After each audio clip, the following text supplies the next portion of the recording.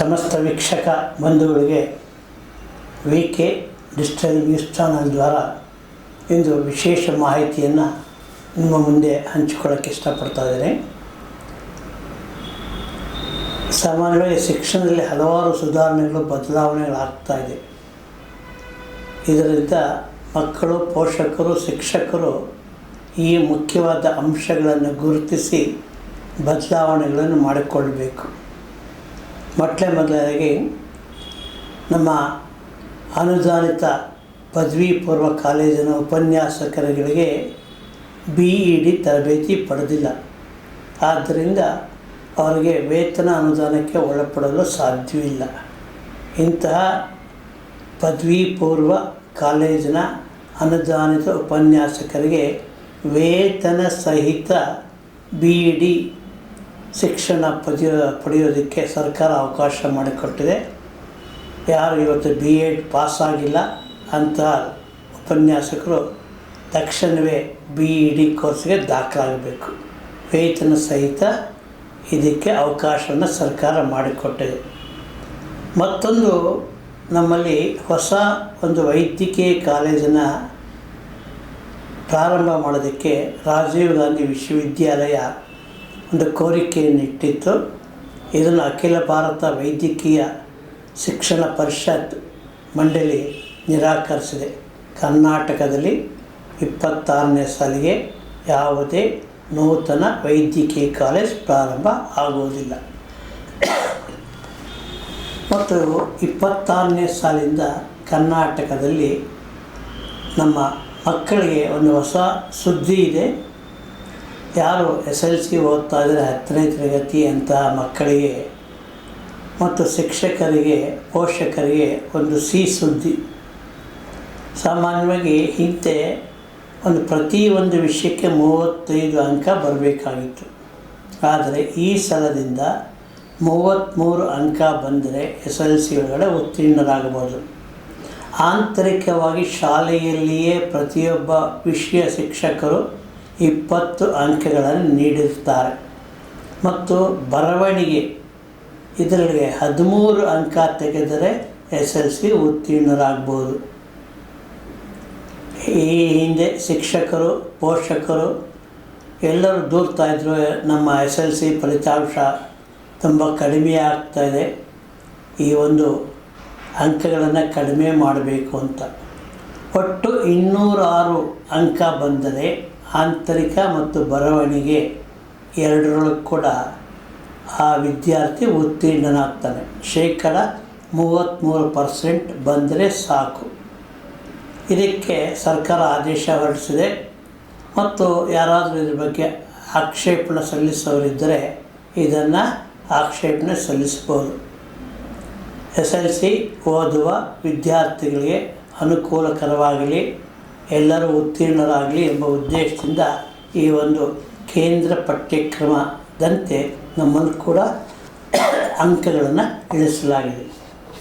ಮತ್ತೊಂದು, ಸ್ನಾತಕೋತ್ತರ ಕೋರ್ಸ್ಗಳಿಗೆ MA ಏನಿದೆ ಇವತ್ತು ಪೋಸ್ಟ್ ಗ್ರಾಜ್ಯುಯೇಟ್, ಅದಕ್ಕೆ ಬೆಂಗಳೂರು ವಿಶ್ವವಿದ್ಯಾಲಯ ಒಂದು ಅರ್ಜಿಯನ್ನು ಆಹ್ವಾನ ಮಾಡಿದೆ. ಯಾರು ಸ್ನಾತಕೋತ್ತರ ಪದವಿಯನ್ನು ಪಡೆಯೋಕ್ಕೆ ಆಸಕ್ತಿ ಇದೆ ತಕ್ಷಣವೇ ಬೆಂಗಳೂರು ವಿಶ್ವವಿದ್ಯಾಲಯವನ್ನು ಸಂಪರ್ಕಿಸಬಹುದು. ಮತ್ತು NCERT ಈ ಪುಸ್ತಕದಲ್ಲಿ ನಮ್ಮ ಭೂಮಿ ಹೇಗಿದೆ ಎಂಬುದನ್ನು ವರ್ಣನೆ ಮಾಡಿದ್ದಾರೆ. ಯಾರು ಅಂತರಿಕ್ಷಕ್ಕೆ ಹೋಗಿದ್ದಾರೆ ಅಂಥವರು ಈ ಭೂಮಿಯ ಒಂದು ವರ್ಣನೆಯನ್ನು ಮಾಡಿದ್ದಾರೆ. NCERT 5ನೇ ತರಗತಿಯ ವಿಜ್ಞಾನ ಪುಸ್ತಕದಲ್ಲಿ ಈ ಶುಭಂ ಶುಕ್ಲಾ ಅವರು ವರ್ಣಿಸಿರುವ ಪಾಠವನ್ನು ಈ NCERT ಟೆಕ್ಸ್ಟ್ ಬುಕ್ ಒಳಗಡೆ ಸೇರಿಸ್ತಾ ಇದ್ದಾರೆ. ಇದು ಕೂಡ ಒಂದು ನಮ್ಮ ಹೆಮ್ಮೆಯ ವಿಷಯವಾಗಿದೆ. ವೈದ್ಯಕೀಯ ಕೋರ್ಸ್ ಶುಲ್ಕವನ್ನು ಸರ್ಕಾರ ಪ್ರಕಟ ಮಾಡಿದೆ. ಮೆಡಿಕಲ್ ಕೋರ್ಸ್ ಇದರ ಶುಲ್ಕ ಈಗಾಗಲೇ ಸರ್ಕಾರ ಪ್ರಕಟ ಮಾಡಿದೆ. ಗೌರ್ಮೆಂಟ್ ಕಾಲೇಜ್ ಈ ಒಂದು ವೈದ್ಯಕೀಯ ಶುಲ್ಕ 1.5 1,50,000 ತನಕ ಇದೆ. ಮತ್ತು ಖಾಸಗಿ ಕಾಲೇಜಿಗೆ 11,88,000 ಇದೆ. ಏನು ಆಡಳಿತ ಮಂಡಳಿ ಅಂತ ಕರಿತೀವಿ, ಕೋಟಾ ಸೀಟ್ ಅಂತೇನು ಕರಿತಾರೆ, ಈ ಖಾಸಗಿ ಕಾಲೇಜುಗಳ ಆಡಳಿತ ಮಂಡಳಿಯ ಶುಲ್ಕ 11,88,000 ಇದೆ. NRI ಇವರ ಶುಲ್ಕ 40 ಲಕ್ಷದ ತನಕ ಇದೆ. ಸೊ ವೈದ್ಯಕೀಯ ಶುಲ್ಕದ ಒಂದು ಪ್ರಕಟ ಮಾಡಿದೆ. ನಮ್ಮಲ್ಲಿ ಶುಲ್ಕ ಭರಿಸಲಾಗದೇ ಇದ್ದರೆ, ಶುಲ್ಕ ಕಟ್ಟಕ್ಕೆ ಸಾಧ್ಯ ಇಲ್ಲ ಅಂದರೆ ಒಂದು ಸುಲಭದ ಉಪಾಯವಿದೆ. ಪ್ರಧಾನಮಂತ್ರಿಗಳ ವಿದ್ಯಾಲಕ್ಷ್ಮಿ ಯೋಜನೆ ಅಂತ ಒಂದಿದೆ. ಇದರಲ್ಲಿ ಅತ್ಯಂತ ಕಡಿಮೆ ಬಡ್ಡಿ ದರದಲ್ಲಿ ಸಾಲವನ್ನು ಕೊಡ್ತಾರೆ ಮತ್ತು ಪೋಷಕರ ಆದಾಯಕ್ಕೆ ತಕ್ಕಂತೆ ಬಡ್ಡಿಯನ್ನು ಹಾಕ್ತಾರೆ. ಆದ್ದರಿಂದ ಯಾರು ಉನ್ನತ ಶಿಕ್ಷಣ ಪಡೆಯಬೇಕು, ಉಜ್ವಲವಾದ ಭವಿಷ್ಯಕ್ಕೆ ಭಾರತ ಸರ್ಕಾರದ ಪ್ರಧಾನಮಂತ್ರಿಗಳ ವಿದ್ಯಾಲಕ್ಷ್ಮಿ ಯೋಜನೆ ಬಳಸ್ಕೋಬೋದು. ಮತ್ತು ಇದು ಅತ್ಯಂತ ಇದಕ್ಕೆ ಯಾರೇ ಒಂದು ಶೂರಿಟಿ ಬೇಕಾಗಿಲ್ಲ. ಆ ವಿದ್ಯಾರ್ಥಿಗಳ ಅಕೌಂಟಿಗೆ ಈ ಹಣವನ್ನು ಹಾಕ್ತಾರೆ. ಅದರಿಂದ ಸುಮಾರು 75 ಲಕ್ಷ ತನಕ ಒಬ್ಬ ವಿದ್ಯಾರ್ಥಿ ಆ ಶುಲ್ಕವನ್ನು ಪಡೆಯೋದಕ್ಕೆ ಅವಕಾಶ ಇದೆ. ಇದನ್ನು ಈ ಹಣದ ಮುಗ್ಗಟ್ಟಿರೋರು, ಶುಲ್ಕ ಭರಿಸೋಕ್ಕೆ ಸಾಧ್ಯ ಆಗದೇ ಇರತಕ್ಕಂಥವ್ರು ಕೂಡಲೇ ಈ ಪ್ರಧಾನಮಂತ್ರಿ ವಿದ್ಯಾಲಕ್ಷ್ಮಿ ಯೋಜನೆಯ ಲಾಭವನ್ನು ಪಡಿಬೋದು. ಮತ್ತು ನಮ್ಮಲ್ಲಿ ಈ ಒಂದು ಹೊಸ ವಿಷಯ ಅಂದರೆ ರಾಷ್ಟ್ರಧ್ವಜ, ರಾಷ್ಟ್ರ ಚಿಹ್ನೆ, ರಾಷ್ಟ್ರ ಮುದ್ರೆಗಳನ್ನು ದುರ್ಬಳಕೆ ಆಗ್ತಾಯಿದೆ. ಒಬ್ಬ ಸಚಿವರಿರ್ಬೋದು, ಒಬ್ಬ ನಿಗಮ ಮಂಡಳಿ ಅಧ್ಯಕ್ಷರಿರ್ಬೋದು ಅಥವಾ ಆಯೋಗಗಳಿರ್ಬೋದು, ಈ ರಾಷ್ಟ್ರ ಚಿಹ್ನೆಯನ್ನು ದುರ್ಬಳಕೆ ಮಾಡ್ಕೊತಾ ಇದ್ದಾರೆ. ಇದನ್ನು ತಡೆಯೋದಕ್ಕೆ ಸುಪ್ರೀಂ ಕೋರ್ಟ್ ಮತ್ತು ಹೈಕೋರ್ಟ್ ಆದೇಶವನ್ನು ನೀಡಿದೆ. ಮತ್ತು ಇತ್ತೀಚೆಗೆ ಕೇಂದ್ರ ಸರ್ಕಾರದ ಗೃಹ ಇಲಾಖೆ ಒಂದು ಸುತ್ತೋಲೆ ಹೊರಡಿಸಿದೆ. ಈ ರಾಷ್ಟ್ರಧ್ವಜ ಚಿಹ್ನೆಯನ್ನು ದುರ್ಬಳಕೆ ಮಾಡ್ಕೋಬಾರ್ದು. ತಮ್ಮ ವಾಹನಗಳ ಮೇಲೆ, ಲೆಟ್ರೆಡ್ ಒಳಗಡೆ ಎಲ್ಲ ಕಡೆ ದುರ್ಬಳಕೆ ಆಗ್ತದೆ. ಈ ಸಂಚಾರಿ ಪೊಲೀಸರು ಇದನ್ನು ತಡೆಯುತ್ತಾರೆ ಮತ್ತು ರಾಷ್ಟ್ರಧ್ವಜ, ರಾಷ್ಟ್ರ ಚಿಹ್ನೆ, ರಬ್ಬರ್ ಸ್ಟ್ಯಾಂಪ್ ಇರ್ಬೋದು, ಏನೇ ಇರಲಿ ಅದನ್ನು ತಡೆಯೋದಕ್ಕೆ ಸರ್ಕಾರ ಹೊಸ ಆದೇಶವನ್ನು ಹೊರಡಿಸಿದೆ. ಆದ್ದರಿಂದ ಇದು ಜಾರಿಗೆ ಬರ್ತದೆ. ಯಾರು ಕೂಡ ಇದರ ಒಂದು ದುರುಪಯೋಗವನ್ನು ಮಾಡ್ಕೋಬಾರ್ದು ಅಂತ ಇದೆ. 4 ವಾರದ ಒಳಗಡೆ ಇದನ್ನು ತೀರಿಸಬೇಕು ಅಂತ ಒಂದು ಆದೇಶ ಬಂದಿದೆ. ಸಾಮಾನ್ಯವಾಗಿ ಮತ್ತೊಂದು ಕಸಾಪ ಕನ್ನಡ ಸಾಹಿತ್ಯ ಪರಿಷತ್ ಇದು ಪ್ರತಿ ವರ್ಷವೂ ಕನ್ನಡ ಪರೀಕ್ಷೆಗಳನ್ನು ಏರ್ಪಡಿಸುತ್ತೆ. ಕಾವ, ಜಾಣ, ರತ್ನ ಅಂತ ಸರ್ಕಾರದಿಂದ ಅಂಗೀಕೃತವಾದ ಈ ಒಂದು ಕನ್ನಡ ಪರೀಕ್ಷೆಗಳು.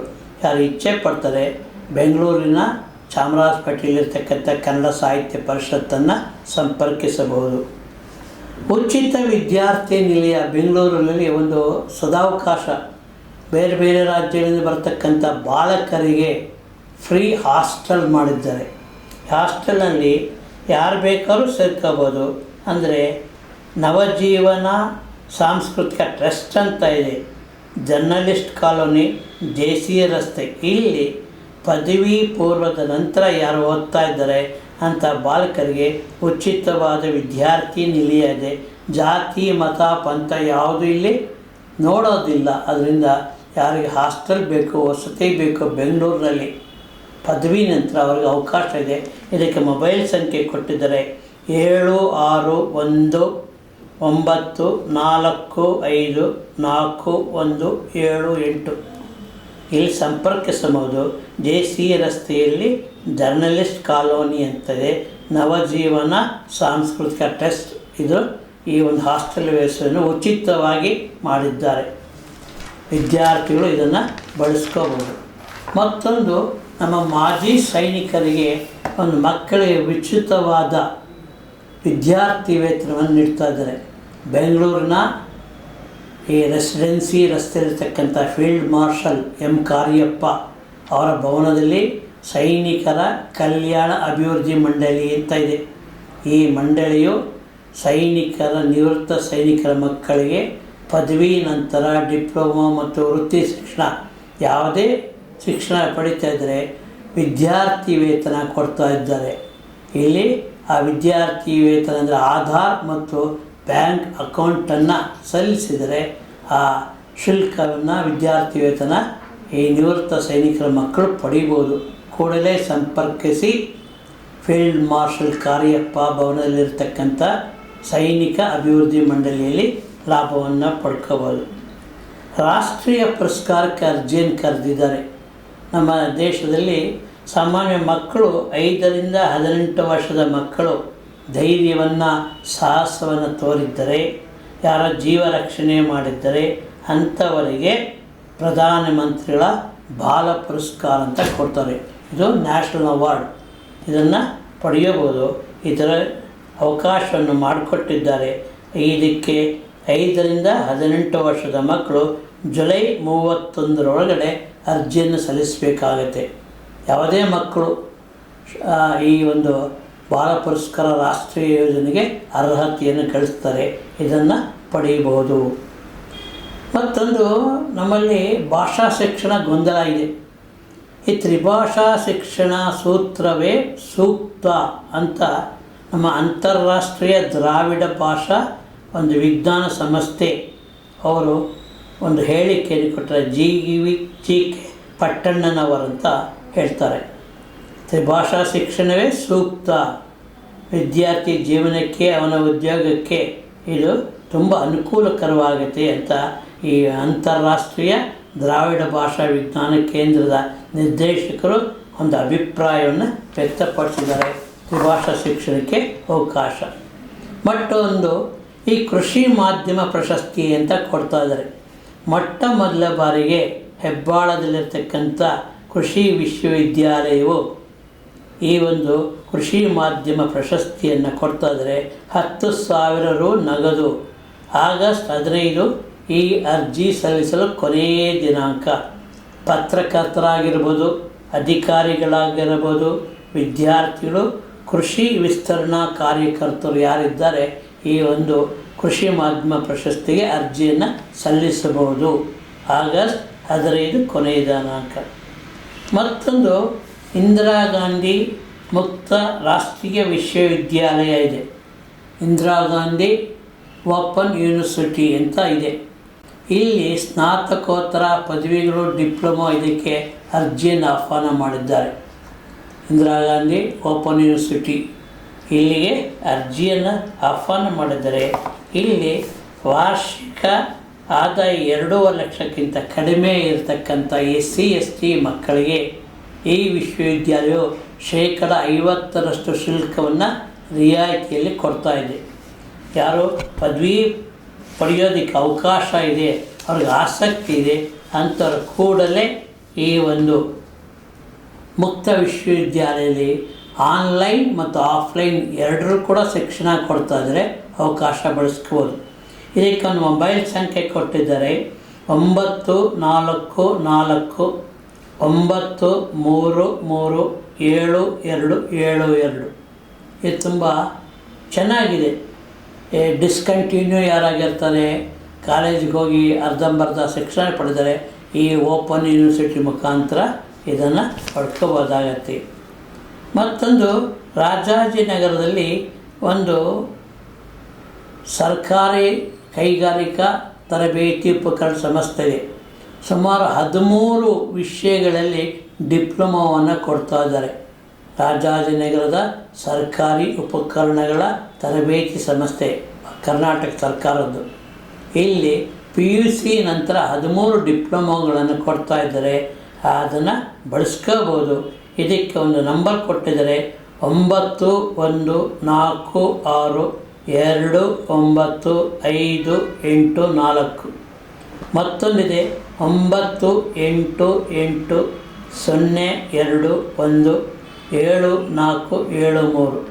ಇದಕ್ಕೆ ಅವರು ಸಂಪರ್ಕವನ್ನು ಮಾಡಿ ಡಿಪ್ಲೊಮಾ 13 ತರಹ ಡಿಪ್ಲೊಮಾವನ್ನು ನಮ್ಮ ಮಕ್ಕಳಿಗೆ ಕೊಡ್ತಾ ಇದ್ದಾರೆ. ಆದ್ದರಿಂದ ಯಾರು ಡಿಪ್ಲೊಮಾ ಪಡೆಯೋಕ್ಕೆ ಆಸಕ್ತಿ ಇದೆ ಅಂಥವರು ಈ ಒಂದು ಸಂಸ್ಥೆಯನ್ನು ಸಂಪರ್ಕಿಸಬಹುದು. ಮತ್ತು ನಮ್ಮಲ್ಲಿ ಈ ಒಂದು ನಮ್ಮ ಮಾಜಿ ಶಿಕ್ಷಣ ಸಚಿವರು ಶ್ರೀ ಗೋವಿಂದೇಗೌಡರು ಅತ್ಯಂತ ಪ್ರಾಮಾಣಿಕ ವ್ಯಕ್ತಿ. ಅಂಥವರ ಹೆಸರಿನಲ್ಲಿ ಸರ್ಕಾರಿ ಪ್ರಾಥಮಿಕ ಶಾಲೆ ಪ್ರೌಢಶಾಲೆಗೆ ಗೋವಿಂದೇಗೌಡರ ಒಂದು ಹೆಸರಿನ ಪ್ರಶಸ್ತಿಯನ್ನು ಕೊಡ್ತಾ ಇದ್ದಾರೆ. ತಾಲೂಕಿಗೆ ಒಂದು ಪ್ರಶಸ್ತಿ ಇದೆ. ಪ್ರಾಥಮಿಕ ಪ್ರೌಢಶಾಲೆ ಆಗಸ್ಟ್ 9 ಒಳಗಡೆ ಈ ಒಂದು ಅರ್ಜಿಯನ್ನು ಸರ್ಕಾರಿ ಶಾಲೆಯ ಮುಖ್ಯೋಪಾಧ್ಯಾಯರು ನಮ್ಮ ಕ್ಷೇತ್ರ ಶಿಕ್ಷಣಾಧಿಕಾರಿಗಳ ಮುಖಾಂತರ ಅರ್ಜಿಯನ್ನು ಸಲ್ಲಿಸ್ಬೋದು.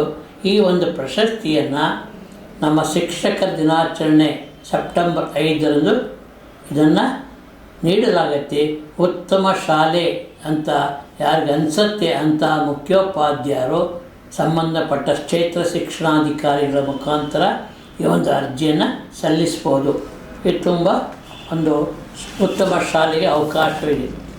ಮತ್ತು ಶಾಲಾ ಮಕ್ಕಳಲ್ಲಿ ದೃಷ್ಟಿದೋಷ ತುಂಬ ಆಗ್ತಾಯಿದೆ. ನಮ್ಮ ಕರ್ನಾಟಕದಲ್ಲಿ ಒಂದು 7 ಜಿಲ್ಲೆಗಳನ್ನು ಸಂಪರ್ಕ ಮಾಡಿದರೆ 1,53,000 ಮಕ್ಕಳಿಗೆ 1,53,000 ಮಕ್ಕಳಿಗೆ ಪ್ರಾಥಮಿಕ ಶಾಲೆಯಲ್ಲಿ ದೃಷ್ಟಿದೋಷವಿದೆ. ಕಾರಣ ಟಿ ವಿ ಮತ್ತು ಮೊಬೈಲ್ ಈ ಒಂದು ನಿರಂತರವಾಗಿ ನೋಡಿದ ಪರಿಣಾಮವಾಗಿ ಬೆಂಗಳೂರು ವ್ಯಾಪ್ತಿಯಲ್ಲಿ 16,763 ಮಕ್ಕಳಿಗೆ, ಬೆಂಗಳೂರು ನಗರದ ವ್ಯಾಪ್ತಿಯಲ್ಲಿ 16,763 ಮಕ್ಕಳಿಗೆ ಕಣ್ಣಿನ ದೋಷ ಇದೆ. ಇದು ತುಂಬ ಕಳವಳಕಾರಿಯಾಗಿದೆ. ಆದ್ದರಿಂದ ಮೊಬೈಲ್ ಮತ್ತು ಟಿ ವಿಯಿಂದ ಮಕ್ಕಳನ್ನು ದೂರವಿಡಬೇಕು. ಅವರ ಆರೋಗ್ಯ ದೃಷ್ಟಿ, ಕಣ್ಣಿನ ದೃಷ್ಟಿ ದೋಷ ಈ ನಿವಾರಣೆ ಆಗಬೇಕಂದ್ರೆ ಸ್ವಲ್ಪ ಅದರ ಒಂದು ಉಪಯೋಗವನ್ನು ಅಥವಾ ಅದರ ಉಪಯೋಗವನ್ನು ಕಡಿಮೆ ಮಾಡಿದರೆ ಮಕ್ಕಳ ಆರೋಗ್ಯ ಸುಧಾರಿಸುತ್ತೆ. ಮತ್ತೊಂದು, ನಮ್ಮ ಶಾಲಾ ಮಕ್ಕಳಿಗೆ ಈ ಹಿಂದೆ ಹಾಲು ಕೊಡ್ತಾಯಿದ್ರು, ಹಾಲಿನ ಪೌಡ್ರ್ ಕೊಡ್ತಾಯಿದ್ರು. ಆಗ ಈಗ ನಂದಿನಿ ಸುವಾಸನಯುಕ್ತ 12 ವಿಧವಾದ ಹಾಲನ್ನು ಉಚಿತವಾಗಿ ಮಕ್ಕಳಿಗೆ ನೀಡೋದಕ್ಕೆ ಸರ್ಕಾರ ತೀರ್ಮಾನ ಮಾಡಿದೆ. ಬೆಂಗಳೂರು ದಕ್ಷಿಣ ಜಿಲ್ಲೆ, ಬೆಂಗಳೂರು ನಗರ ಜಿಲ್ಲೆ, ಗ್ರಾಮಾಂತರ, ರಾಮನಗರ ಇಲ್ಲಿ ಈ ಒಂದು ಉಚಿತವಾದ ಸುವಾಸನಯುಕ್ತ ಹಾಡನ್ನು ನೀಡೋದಕ್ಕೆ ಒಪ್ಕೊಳ್ತಾ ಇದ್ದಾರೆ. ಇದು ಕೂಡ ತುಂಬ ಒಂದು ಒಳ್ಳೆಯ ರೀತಿ ಇದೆ. ಈ NCERT 8ನೇ ತರಗತಿಯ ಪಠ್ಯಪುಸ್ತಕದಲ್ಲಿ ಒಂದು ವಿಷಯವನ್ನು ಅಳವಡಿಸ್ತಾ ಇದ್ದಾರೆ. ಅಕ್ಬರ್ ಆಡಳಿತ ಮತ್ತು ಅವನ ಕ್ರೌರ್ಯ ಸಹಿಷ್ಣುತೆ, ಇದರ ವಿವರಣೆ ಕೊಡ್ತಾ ಇದ್ದಾರೆ. ಅಕ್ಬರ್ ಮೊಘಲರ ರಾಜರ ಆಡಳಿತ, ಅವರ ಕ್ರೌರ್ಯ, ಅವರ ಸಹಿಷ್ಣುತೆ ಇದನ್ನು ಈ 26ನೇ ಸಾಲಿನ 8ನೇ ತರಗತಿಯ ಪಠ್ಯಪುಸ್ತಕದಲ್ಲಿ ನೂತನವಾಗಿ ಸೇರಿಸ್ತಾ ಇದ್ದಾರೆ. ಇದು ಒಂದು ಹೊಸ ರೀತಿ ಇತಿಹಾಸದ ದುರ್ಬಳಕೆ ಅಂತ ಹೇಳ್ತಾರೆ, ಇದಾಗತ್ತೆ. ಮತ್ತೊಂದು, ಕರ್ನಾಟಕ ರಾಜ್ಯದಲ್ಲಿ ವಿಜ್ಞಾನಿಗಳಿಗೆ ಮತ್ತು ಇಂಜಿನಿಯರ್ಗಳಿಗೆ ರಾಜ್ಯ ಪ್ರಶಸ್ತಿನ ಆಹ್ವಾನ ಮಾಡಿದ್ದಾರೆ. ಯಾರು ಇಂಜಿನಿಯರ್ ಇದ್ದಾರೆ, ಯಾರು ಸೈನ್ಸಿಸ್ಟ್ ಇದ್ದಾರೆ, Visvesvaraya, doctor Raja Ramanna, doctor CV Raman ಮತ್ತು ನಮ್ಮ ಡಾಕ್ಟರ್ ಕಲ್ಪನಾ ಚಾವ್ಲಾ ಮತ್ತು ಇವರ ಹೆಸರಿನಲ್ಲಿ ಒಂದು ಪ್ರಶಸ್ತಿಯನ್ನು ರಾಜ್ಯ ಸರ್ಕಾರ ಕೊಡ್ತಾ ಇದೆ. ಆದ್ದರಿಂದ Indian institute of science Bengaluru ಇವರು ಕೊಡ್ತಾ ಇದ್ದಾರೆ. ಕೊನೆಯ ದಿನಾಂಕ 24/8/25 ಇಲ್ಲಿ ಅರ್ಜಿಯನ್ನು ಸಲ್ಲಿಸ್ಬೋದು. ಈ ವಿಜ್ಞಾನ ಸಂಸ್ಥೆಯಲ್ಲಿ ಇದನ್ನು ಹಾಕುವುದು. ಹೆಚ್ಚಿನ ವಿವರಗಳಿಗೆ ಒಂದು ಸಂಖ್ಯೆಯನ್ನು ಕೊಟ್ಟಿದ್ದಾರೆ, 23341652. ಈ ಯಾರು ತಮ್ಮ ವಿಜ್ಞಾನಿಗಳಾಗಿ ಶ್ರೇಷ್ಠರು ಅಂತ ಅನ್ನಿಸ್ಕೊಂಡಿದ್ದಾರೆ ಅಂಥವರಿಗೆ ಇದರ ಒಂದು ಅವಕಾಶ ಇದೆ. ಇಂಜಿನಿಯರ್ ಮತ್ತು ವಿಜ್ಞಾನಿಗೆ ಕರ್ನಾಟಕ ರಾಜ್ಯ ವಿಜ್ಞಾನ ಮತ್ತು ತಂತ್ರಜ್ಞಾನ ಸಂಸ್ಥೆ ಇಂಡಿಯನ್ ಇನ್ಸ್ಟಿಟ್ಯೂಟ್ ಆಫ್ ಸೈನ್ಸ್ ಆ ಒಂದು ಬಿಲ್ಡಿಂಗ್ ಒಳಗಡೆ ಇದನ್ನು ಪಡೆಯೋದಕ್ಕೆ ಅವಕಾಶವಿದೆ. ಇದಕ್ಕೆ ಎಲ್ಲರೂ ಅವಕಾಶ ಮಾಡ್ಕೋಬೋದು. ಮತ್ತು ಹಾಸ್ಟೆಲ್ಗಳಲ್ಲಿ ಈ ವಸತಿ ನಿಲಯ ಏನಿದೆ, ಡ್ರಗ್ ಟೆಸ್ಟಿಂಗ್ ಕಿಟ್ ಬಳಸಿ ಅಂತ ಹೇಳಿದ್ದಾರೆ. ಸಾಮಾನ್ಯ ಮಕ್ಕಳಲ್ಲಿ ಒಂದು ಚಟ ಅಂತ ಇರುತ್ತೆ, ಆ ಡ್ರಗ್ ಟೆಸ್ಟಿಂಗ್ ಕಿಟ್ಟನ್ನು ಬಳಸಿ. ಕಾರಣ ಈ ಒಂದು ಮಕ್ಕಳ ಮೇಲೆ ಆಗ್ತಕ್ಕಂಥ ಈ ಒಂದು ದುಷ್ಪರಿಣಾಮವನ್ನು ಬಳಸ್ಕೋಬೋದು ಅಂತ ಕರ್ನಾಟಕ ರಾಜ್ಯ ಸರ್ಕಾರದ ಮುಖ್ಯ ಕಾರ್ಯದರ್ಶಿಗಳಾದ ಡಾಕ್ಟರ್ ಶಾಲಿನಿ ರಜನೀಶ್ ಅವರು ಸೂಚನೆಯನ್ನು ಕೊಟ್ಟಿದ್ದಾರೆ. ಇದು ಕೂಡ ತುಂಬ ಒಂದು ಸಂತೋಷ ಸುದ್ದಿ ಆಗತ್ತೆ. ಜಾಲತಾಣಗಳ ಮೇಲೆ ನಮ್ಮ ಪೊಲೀಸರು ಕಣ್ಣಿಡ್ತಾ ಇದ್ದಾರೆ. ಸಾಮಾನ್ಯವಾಗಿ ಈ ಮೀಡಿಯಾದವರು ಅಥವಾ ಈ ಕೆಲವರು ಏನಿದೆ ಅದರಲ್ಲಿ ಉದ್ದೇಶಪೂರ್ವಕವಾಗಿ ಒಬ್ಬರ ಒಂದು ತೇಜೋವಧೆ ಮಾಡ್ತಕ್ಕಂಥದ್ದು, ಅಶ್ಲೀಲವಾಗ್ತಕ್ಕಂಥದ್ದನ್ನು, ಅವಹೇಳನಕಾರಿ ದೃಷ್ಟಿ ಸುದ್ದಿಯನ್ನು ಬಿತ್ತರಿಸ್ತಾ ಇದ್ದಾರೆ. ಇದನ್ನು ಜಾಲತಾಣಗಳಲ್ಲಿ ನಮ್ಮ ಪೊಲೀಸರು ಎಚ್ಚರಿಕೆ ಕೊಡ್ತಾ ಇದ್ದಾರೆ. ಇದನ್ನು ತೇಜೋವಧೆ ನಿಲ್ಲಿಸಬೇಕು. ಎಚ್ಚೆತ್ತ ಪೊಲೀಸರು ಮತ್ತು ಯಾರು ಮೀಡಿಯಾದೊಳಗಿದ್ದಾರೆ, ಯಾರು ನಮ್ಮ ಸೋಷಿಯಲ್ ಮೀಡಿಯಾ ಅಂತ ಅಲ್ಲಿ ಹಾಕ್ತಾ ಇದ್ದಾರೆ, ಅವರು ಇದನ್ನು ಬಿಡಬೇಕು. ಒಬ್ಬರ ತೇಜೋವಧೆ ಮಾಡ್ತಕ್ಕಂಥದ್ದು, ಅಶ್ಲೀಲವಾದ ಅವಹೇಳನಕಾರಿಯಾದ ಸುದ್ದಿಗಳನ್ನು ಬಿಡಬೇಕು ಅಂತ ಒಂದು ಪ್ರಾರ್ಥನೆ ಮಾಡ್ತಾ ಇದ್ದೀವಿ. ಹಾಗೆ ಹಾಸನ ಈ ನಮ್ಮ ಒಂದು ಅತ್ಯಂತ ಮತ್ತೊಂದು ವಿಶೇಷ ಸುದ್ದಿ ಎಂದರೆ ಈ ನಮ್ಮ SLC ಮಕ್ಕಳ ಒಂದು ಫಲಿತಾಂಶ ಕಾರಣ ಯಾಕೆ ಬರ್ತಾರೆ ಅಂದರೆ ಮಕ್ಕಳಲ್ಲಿ ಅಪೌಷ್ಟಿಕತೆ ಇದೆ, ಅನೀಮಿಯಾ ಇದೆ, ದೃಢಕಾಯರಾಗಿಲ್ಲ. ಆದ್ದರಿಂದ ರಾಜ್ಯ ಸರ್ಕಾರದ ಎಲ್ಲ ಪ್ರೌಢಶಾಲೆಗಳ ಮಕ್ಕಳಿಗೆ ಆರೋಗ್ಯ ತಪಾಸಣೆ ಮಾಡೋದಕ್ಕೆ ಶಿಕ್ಷಣ ಆಯುಕ್ತರು ಒಂದು ಆದೇಶವನ್ನು ಕೊಟ್ಟಿದ್ದಾರೆ.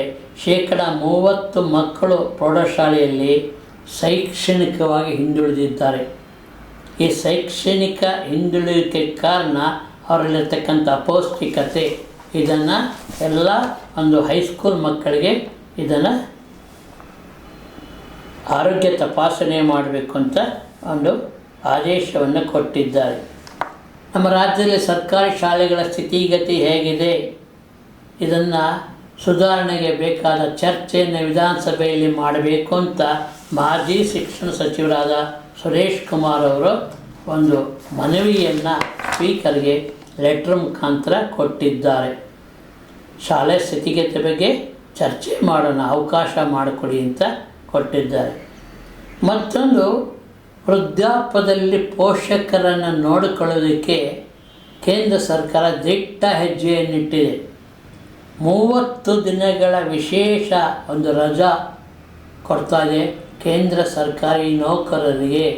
ಈ ಒಂದು ವೃದ್ಧ ಪೋಷಕರನ್ನು ನೋಡಿಕೊಳ್ಳೋದಕ್ಕೆ ಇದು ಕೂಡ ತುಂಬ ಸಂತೋಷ. ವಯಸ್ಸಾದ ಮೇಲೆ ತಾಯಿ ತಂದೆಯನ್ನು ನೋಡ್ಕೋಬೇಕಾಗತ್ತೆ.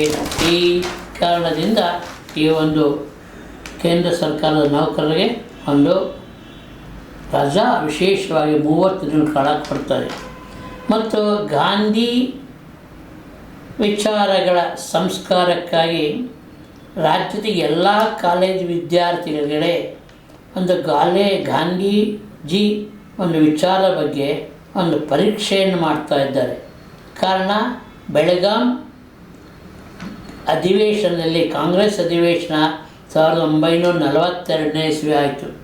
ಮಹಾತ್ಮ ಗಾಂಧೀಜಿಯವರು ಈ ಬೆಳಗಾಂ ಕಾಂಗ್ರೆಸ್ ಅಧಿವೇಶನ ಅಧ್ಯಕ್ಷರಾಗಿದ್ದರು.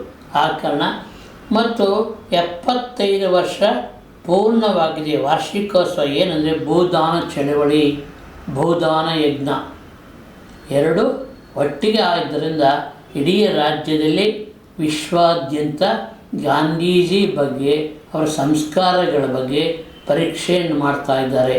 ಎಲ್ಲರೂ ಈ ಒಂದು ಪದವಿ ಕಾಲೇಜುಗಳ ವಿದ್ಯಾರ್ಥಿಗಳಿಗೆ ಈ ಒಂದು ಪರೀಕ್ಷೆ ನೀಡ್ತದೆ.